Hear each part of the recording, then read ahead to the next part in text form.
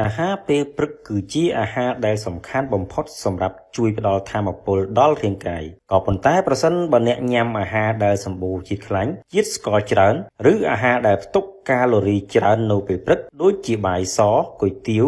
មីសួរគឺមិនល្អចំពោះសុខភាពនោះឡើយថែមទាំងធ្វើឲ្យអ្នកងាយនឹងងងុយគេងខួរក្បាលមិនរហ័សរហួនថែមទៀតផងជាក់ស្ដែងតាមការសិក្សានៅសាកលវិទ្យាល័យ Iowa លើមនុស្សពេញវ័យចំនួន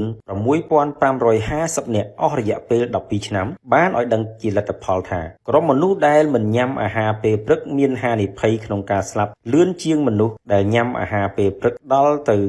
87% ដោយសារតែការជួបជំងឺបេះដូងឬជំងឺដាច់សរសៃឈាមខួរក្បាលលើពីនេះទៅទៀតអ្នកដែលកាត់ផ្តាច់អាហារពេលព្រឹកចោលក៏អាចប្រឈមនឹងការកើនឡើងនៃហានិភ័យជំងឺធាត់និងជំងឺទឹកនោមផ្អែមប្រភេទទី2ដែលជាជំងឺពិបាកក្នុងការព្យាបាលមួយផងដែរដោយឡែកចំពោះបុគ្គលដែលមានទម្លាប់ញ៉ាំអាហារពេលព្រឹកជាប្រចាំប៉ុន្តែញ៉ាំអាហារខុសក្បួនគឺងាយធ្វើឲ្យបាត់បង់សមត្ថភាពខួរក្បាលរាងកាយក៏មិនរឹងមាំដែរដូច្នេះអ្វីដែលមនុស្សគ្រប់គ្នាចាំបាច់ត្រូវធ្វើគឺញ៉ាំអាហារពេលព្រឹកឲ្យទៀងទាត់រាល់ថ្ងៃហើយជ្រើសអាហារញ៉ាំឲ្យត្រូវប្រភេទជាការពិតណាស់យោងតាមការចុះផ្សាយលើគេហទំព័រ Healthline បានឲ្យដឹងថាអាហារទាំង5ប្រភេទខាងក្រោមនេះគឺជាអាហារល្អបំផុតសម្រាប់ញ៉ាំពេលព្រឹកដែលវាមាននាទីក្នុងការជំនួយទៅដល់មុខងារខួរក្បាលឆ្អែតបានយូរមិនធ្វើឲ្យឡើងគីឡូ 1. ផ្លែបឺរតាមលោក Jara Milo អ្នកជំនាញផ្នែកចំណីអាហារបាននិយាយថាការញ៉ាំផ្លែបឺរពេលព្រឹកគឺល្អខ្លាំងណាស់ផ្លែបឺរមានផ្ទុកដោយសារធាតុខ្លាញ់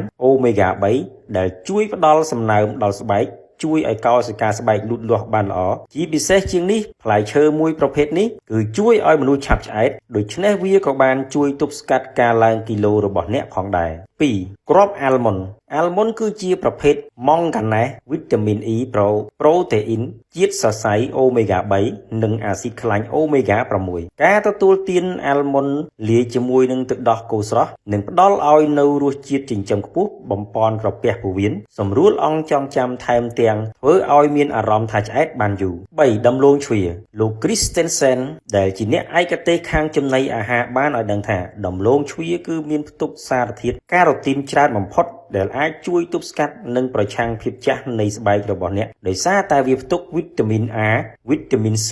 ដែលបានដើរតួនាទីយ៉ាងសំខាន់ក្នុងការការពារស្បែកកុំឲ្យចាស់លើសពីនេះដំឡូងជ្វាមានកាឡូរីទាបជាងបាយសដូច្នេះការបរិភោគដំឡូងជ្វានៅពេលព្រឹកគឺផ្ដល់គុណប្រយោជន៍ច្រើនបំផុតសម្រាប់សុខភាព 4. ស៊ុត2គ្រាប់ស៊ុតជាអាហារដែលផ្ទុកកាឡូរីទាបនិងជាអាហារជំនួយសុខភាពស័ក្តិសមបំផុតសម្រាប់ធ្វើជាអាហារពេលព្រឹក 5. នំប៉័ងស្រូវសាលីនំប៉័ងស្រូវសាលីគឺជាអាហារដែលមានប្រូតេអ៊ីននិងជាប្រភពជាតិច្រើនជាងស្រូវធម្មតាដែលវាបានដើរតួនាទីជំរុញប្រព័ន្ធកិនរំលាយអាហារបានល្អបន្ថែមពីនេះវាមានកាឡូរីទាបជាងបាយសប៉ុន្តែវាអាចធ្វើឲ្យអ្នកឆ្អែតបានយូរនិងមិនសូវឃ្លានអ្វីផ្សេងនោះទេលើពីនេះវាក៏សម្បូរទៅដោយជាតិដែកប៉ូតាស្យូមម៉ាញ៉េស្យូមកាល់ស្យូមវីតាមីននិងសារធាតុរ៉ែសំខាន់ជាច្រើនទៀតយោងតាមអ្នកជំនាញបាននិយាយថាអ្នកគួរតែញ៉ាំអាហារពេលព្រឹកបន្ទាប់ពីក្រោកពីគេង2ម៉ោងពេលវេលាល្អបំផុតទទួលទានអាហារពេលព្រឹកគឺចន្លោះពីម៉ោង7ព្រឹកដល់ម៉ោង8ព្រឹកហើយអ្នកមិនគួរបញ្ជាពេលអាហារពេលព្រឹករបស់អ្នកដល់ទៅម៉ោង10នោះទេពីព្រោះប្រសិនបើអ្នកញ៉ាំអាហារពេលព្រឹកឈានដល់ម៉ោង10គឺវាធ្វើឲ្យម៉ោងអាហារពេលព្រឹកនិងអាហារពេលថ្ងៃកាត់គ្នាពេកវាជាហេតុនាំឲ្យប្រព័ន្ធរំលាយអាហារពិបាកក្នុងការរំលាយអាហារអាចនាំឲ្យកើនជាតិស្ករក្នុងឈាមងាយប្រឈមនឹងហានិភ័យនៃជំងឺទឹកនោមផ្អែមជំងឺធាត់និងលើសសម្ពាធឈាម